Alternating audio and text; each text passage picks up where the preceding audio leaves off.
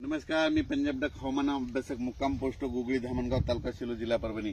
आज आहे 10 ऑगस्ट। आजपासून आपण सांगितलं होतं की राज्यामध्ये 11 तारखेपासून सूर्यदर्शन होणार आहे, पण काही भागात आजच सूर्यदर्शन घडलंय।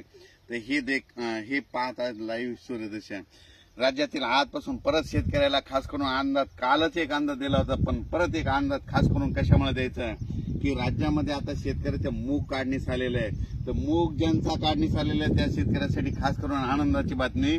तुम्ही काय करा, 19 तारखेपर्यंत 19 ऑगस्ट पर्यंत तुम्ही तुमचे मूग काढून घ्या, कारण की राज्यामध्ये 20 ऑगस्ट ते 2 सप्टेंबर दरम्यान राज्यात बंगालच्या खाडीमध्ये 2 लो प्रेशर तयार होणार आहेत आणि त्याचा पाऊस मात्र महाराष्ट्र आणि कर्नाटकमध्ये पडणार आहे, म्हणून हा अंदाज लक्षात घ्यायचा। म्हणून सर्व शेतकऱ्याला सांगू इच्छितो की राज्यामध्ये आजपासूनच काही भागात सूर्यदर्शन होणार आहे, पण 12 पासून मात्र राज्यात सर्वत्र सगळीकडे एकदम कडक सूर्यदर्शन होणार आहे, म्हणून ही खास करून शेतकऱ्यांसाठी आनंदाची बातमी। राज्यातील सर्व शेतकऱ्याला सांगू इच्छितो की राज्यामध्ये आज 10 आणि 11 आणखीन 2 दिवस थोडा भाग बदलत थोडे सरी येणार आहेत, म्हणून हा अंदाज लक्षात घ्यायचा। पण राज्यात मात्र 12 तारखेपासून मराठवाडा, पश्चिम महाराष्ट्र या भागामध्ये चांगलं सूर्यदर्शन घडणार आहे, म्हणून हा अंदाज लक्षात घ्यायचा। आता नेमकं 12 तारखेपासून सूर्यदर्शन कोणत्या कोणत्या जिल्ह्यात जास्त होणार आहे हे तुम्हाला सांगतो की सांगायचं झालं तर चंद्रपूर, यवतमाळ, नांदेड, हिंगोली, वाशिम, परभणी, त्याच्यानंतर लातूर, बीड, जालना, सोलापूर, उस्मानाबाद, सातारा, सांगली, तसेच पश्चिम महाराष्ट्र, त्याच्यानंतर नगर जिल्हा, त्याच्यानंतर नाशिककडे देखील होणार आहे, त्याच्यानंतर परत इकडं संभाजीनगर होणार आहे, जळगावकडे होणार आहे, बुलढाण्याकडे होणार आहे, पण ह्या जिल्ह्यामध्ये चांगलं सूर्यदर्शन घडणार आहे, म्हणून हा अंदाज लक्षात द्यायचा। बरेच डाळिंब शेतकऱ्याचे फोन आले होते की त्यांना म्हणजे उन्हाची गरज आहे, म्हणजे त्याच्यामुळे त्यांच्यासाठी खास करून डाळिंब शेतकऱ्यासाठी ही खास करून आनंदाची बातमी।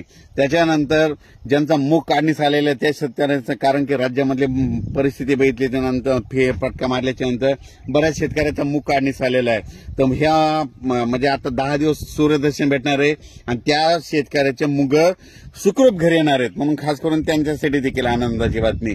आणि काय झालं, काही भागात श्रीगोंदा झालं, परभणी जिल्ह्यात, गंगाखेड, परभणी जिल्ह्यात, काही ठिकाणी बीड जिल्ह्यात म्हणजे असा पाऊस झाला की तिथं लातूर जिल्ह्यात देखील असा पाऊस झाला की त्या ठिकाणी वापसात नाही 1-1.5 महिना झाला आणखी सूर्यदर्शन झालं नाही। तर त्या शेतकऱ्यासाठी आनंदाची बातमी। तुमच्या देखील तिकडं म्हणजे 11 तारखेपासून तुमच्या देखील कडक ऊन पडणार आहे, 10 दिवस चांगलं सूर्यदर्शन घडणार आहे। तुम्ही शेतीचे कामे करून घ्या, फवारण्या करून घ्या आणि परत सांगतो की तुम्ही काय करा, 20 ऑगस्टच्या आत तुम्ही तुमची सर्व शेतीची कामे करून घ्या, कारण की 20 ऑगस्ट पासून ते 2 सप्टेंबर दरम्यान बंगालच्या खाडीमध्ये 2 लो प्रेशर होणार आहे आणि त्याचा पाऊस मात्र कर्नाटक आणि महाराष्ट्रामध्ये चांगल्या स्वरूपाचा पडणार आहे, म्हणून हे सर्व शेतकऱ्यांनी हा आत्ताच अंदाज लक्षात घ्या। आणि परत एक सांगू इच्छितो की राज्यामध्ये आता मध्ये कोकणपट्टीत मात्र 17 तारखेपर्यंत तिकडला पाऊस कोकणपट्टीचा ते चालूच राहणार आहे, म्हणून हा अंदाज लक्षात। आणि त्याच्यानंतर राज्यामध्ये 16-17 तारखेपर्यंत